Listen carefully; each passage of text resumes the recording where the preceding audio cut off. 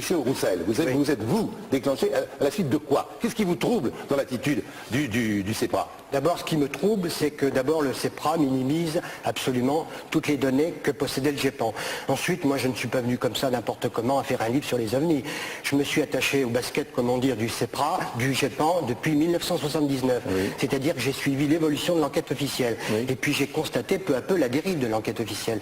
Quand M. Clairbeau parle des ovnis qu'ils ont enregistrés à la SOBEPS, il oublie de dire une chose, c'est que son groupement n'est pas officiel. Oui. C'est un groupement fait de bénévoles, il y a des scientifiques de grande valeur, mais nous, en France, nous avons eu la chance d'avoir un groupement officiel représenté par le CNES. Quand M. Velasco parle du livre qu'il a effectué, c'est pas le livre qu'il a effectué au nom du CNES, c'est un livre qu'il a effectué avec M. Bourret à titre personnel. C'est-à-dire que les déclarations et les constats qui sont faits à l'intérieur de ce livre, le CNES ne les reconnaît pas forcément. Quand M. Velasco parle par exemple de Trans-en-Provence, il conclut par une analyse très intéressante. Trans-en-Provence, c'est l'histoire d'un monsieur qui voit un objet toucher le sol, oui. Une trace très importante se produit, les scientifiques s'occupent de cette trace 39 jours après, mais c'est quand même une trace qui est intéressante scientifiquement, et lui dans son livre, M. Velasco, il conclut, que conclure? Mon opinion, qui, je le souligne, n'engage que moi, est la suivante. Oui. Il existe dans notre espace des objets qui échappent à tout contrôle de la part des autorités civiles et militaires et qui utilisent des technologies dépassant les nôtres. Voilà ce que dit M. Velasco, témoin de l'enquête officielle. Mais attendez, M. Velasco, attendez, peut-être pas un homme qui est contre les ovnis systématiquement. Non, il n'est pas contre. Ce que je veux expliquer, c'est que le CEPRA, oui. Dans la version officielle de la plaquette qu'il offre au public, oui. Voilà ce qu'il dit de cette affaire. Concernant la même affaire, oui. Conclusion, l'hypothèse d'une corrélation certaine entre les témoignages et les traces physiques observées est retenue, mais n'est pas vérifiable à 100%. Les résultats d'analyse du témoignage, de l'empreinte au sol et des analyses biochimiques n'ont pas permis d'aboutir à une conclusion catégorique sur la nature du phénomène. Oui. Ce cas reste l'un des rares phénomènes inexpliqués dans les annales du CEPRA. C'est très bien tout ça, mais pourquoi y a-t-il une telle différence entre M. Velasco, qui écrit un livre à titre personnel... Parce que c'est son opinion personnelle, oui. Et que là c'est l'opinion du CEPRA. Eh bien voilà, vous êtes en train d'expliquer toute la différence qu'il y a. Le CEPRA, organisme du CNES, refuse d'accepter qu'il y ait, si vous voulez, des objets inconnus qui survolent notre atmosphère. Attendez. Pourquoi il refuse? Je ne crois pas que je crois que, excusez-moi, que c'est une question de moyens. Attendez, une seconde, peut-être. Monsieur Grellet, parce que je ne veux pas l'oublier, Monsieur Grellet qui a lui aussi sorti un bouquin qui s'appelle Hypothèse extraterrestre, que j'ai là entre les mains. Monsieur Grellet, vous, en tant que pilote, vous avez donc vu un objet qui vous a dépassé, c'est bien ça? Qui a dépassé votre avion. Vous étiez dans quel type d'appareil? Absolument. À deux reprises. Une première fois, j'étais second pilote, j'étais dans un Boeing 707 de la compagnie Air France, au sud de Rio de Janeiro. Oui. Et nous avons été dépassés par un objet que nous n'avons pas vu, mais que nous avons détecté au radar dès qu'il est passé par notre travers. Oui. Et nous avons pu très facilement, parce que c'est très facile au radar, mesurer la vitesse. Oui. Il est à combien? Environ 4500 km/h. Je dis environ parce qu'il y avait les balayages successifs n'est pas tout à fait les mêmes. Est-ce que d'autres radars que le vôtre ont capté cet engin ce même jour? Cette fois-là, non. Non. Et la deuxième fois? Par contre, la deuxième fois, c'était tout à fait particulier parce qu'au moment où j'allais appeler le radar pour lui signaler que quelque chose nous doublait par la droite à une très grande vitesse, c'est le radar qui nous a appelés et qui nous a dit « Que voyez-vous à votre droite ?» J'ai décrit ce que nous voyons. Et qu'est-ce que vous voyez? Si vous voulez... Oui, deux petites secondes. Deux autres avions sont intervenus sur la fréquence pour dire qu'ils voyaient la même chose. Et ce que nous voyons, c'était ça. Quelque chose qui ressemblait à trois billes métalliques qui auraient été très serrées les unes contre les autres. Et derrière, une traînée tout à fait curieuse, parce que nous étions en pleine nuit. Il était minuit en heure locale.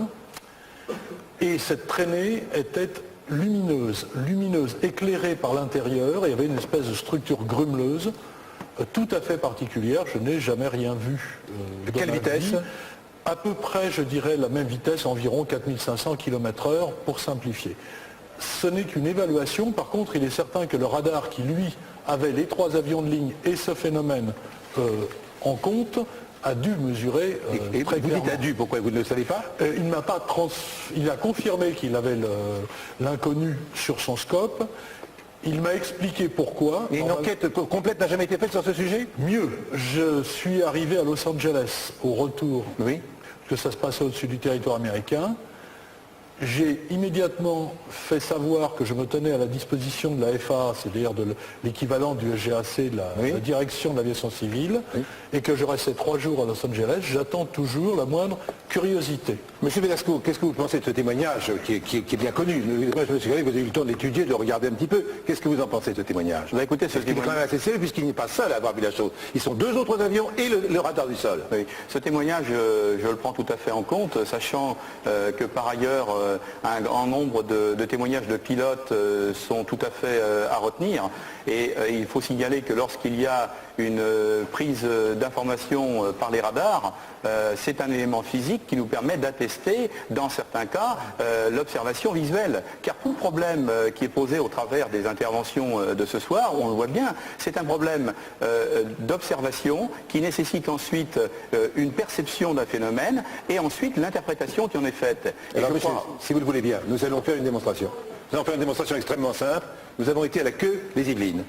Nous avons inventé complètement une manifestation. C'est-à-dire qu'il n'y a aucune manifestation qui s'est passée à la queue des Yvelines. Nous avons simplement inventé avec une voiture avec gyrophare, avec quelques balises, vous allez le voir, nous avons inventé un événement. Et vous allez voir maintenant ce qui va se passer à la queue des Yvelines, pays bien calme de la banlieue parisienne. Regardez.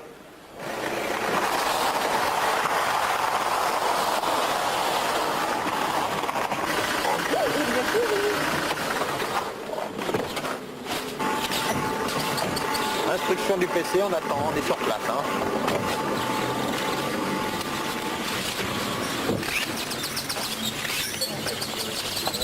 attend les instructions et on espère.